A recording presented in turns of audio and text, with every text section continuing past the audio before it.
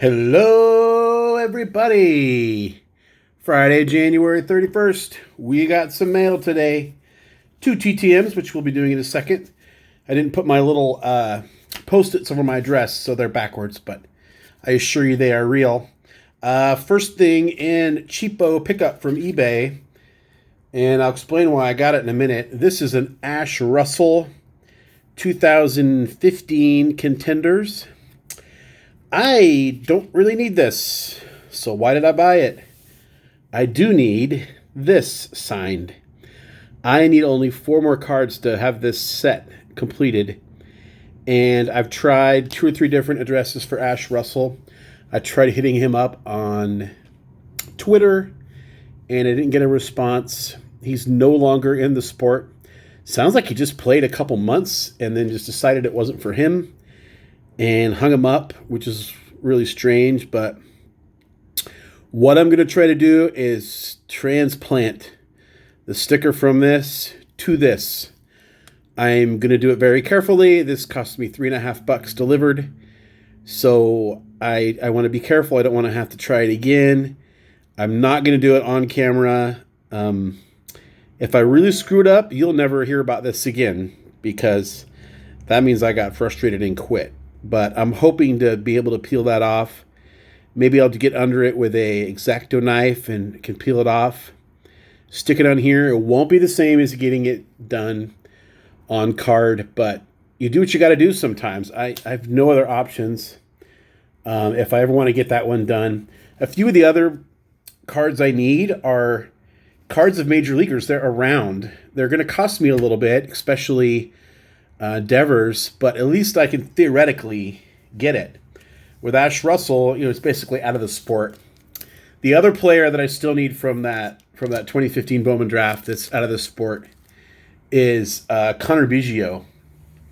And he was never really even in the sport. He was sort of drafted as like a favor, and then Topps just decided they needed to make a card of him for some reason, and so now I have this project.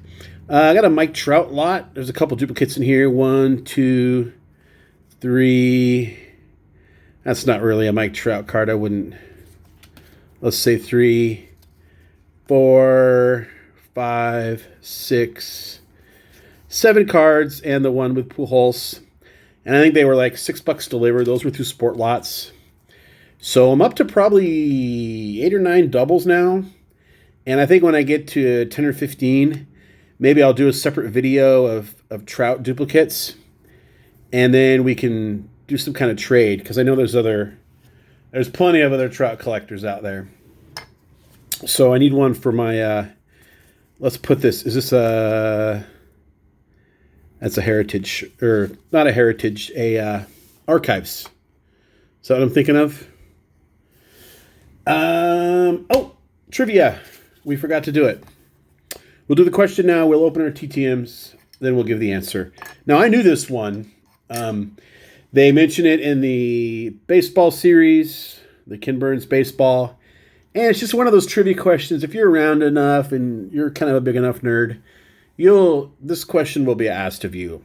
So, for those of you that don't know, or for those of you that just want to feel super smart, what were the New York Yankees previously called?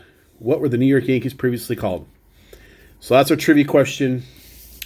2 returns. So this one is from Pittsburgh, Pennsylvania. You'll have to take my word for it, or I guess if you just really have to see it, there it is. Okay. I know that means a lot to you. Here we go. This is Tom Tellman, 86 Topps, and there's an 81 Topps rookie. And I don't remember a lot about Mr. Tillman from when I sent this off, but it looks like he played for the Padres and the Brewers and the A's. And he earned his first Major League win on September 26, 1980. And he gained his first save 2 days later. Well, there you go. One day separating his first win and first save. We'll put the 81 up here. I'm trying to remember offhand if these other two, Stemick or Stablem, sign. If they do, well, then I'll ship that off too. Here we go. North Houston, Texas. I always remark that it feels like about a third of my returns come from North Houston. It's probably more like, I don't know, 10%. But there's a lot of ball players live in Texas area. Here we go. This is exactly who I thought this was. Bobby Meacham, 84 tops. 89 score, I believe. Going from memory. 86 tops. 87 tops. All signed nicely in blue. Meacham played shortstop for the Yankees in the 80s. I used to always remark that when Brendan Ryan was the Mariners shortstop, I had a buddy that just couldn't stand him because he had like 180. And I said, if you're a shortstop that can field, you can hit 180 and play at the major league level. Well, Meacham belies that comment because he couldn't field or hit, but he's still able to play, I don't know, 5 or 6 years for the Yankees. Yeah, it looks like at least 6, and maybe even played a little more than that. But, anyway, so I'm going to add 2 of these to our giveaway stack. I don't need the score, and I knew he would do multiples and that I could give some of these away. And you got to figure for a guy that signs this many, he's not going to mind. Let's give you the 87. I get to keep these 2. And Scott's going to make fun of me because I'm going to say, oh, these are 2 of my favorite designs. Yeah, I like a lot of designs. That's a good thing. That's a good thing. Not really crazy about 2020 flagship. As a result, you'll probably just see me open a couple blasters here and there and maybe some random packs. I'm going to be really hitting the Walgreens hard to try to get some of those boxes with the yellows right away and see if I can open those or even if that makes sense to flip them. Here we go. What were the New York Yankees previously called? The New York Highlanders. So my understanding is the stadium that predated Yankee Stadium was on basically like a top of a hill and on high land, and that is why they were called the Highlanders. If I'm correct, please feel free to, if I'm wrong, feel free to correct me below. But that's my understanding of why they were called the Highlanders. Anyway, that's it for today. It's a Friday. It's really windy here. I hope weather's nice where you are because it certainly isn't here.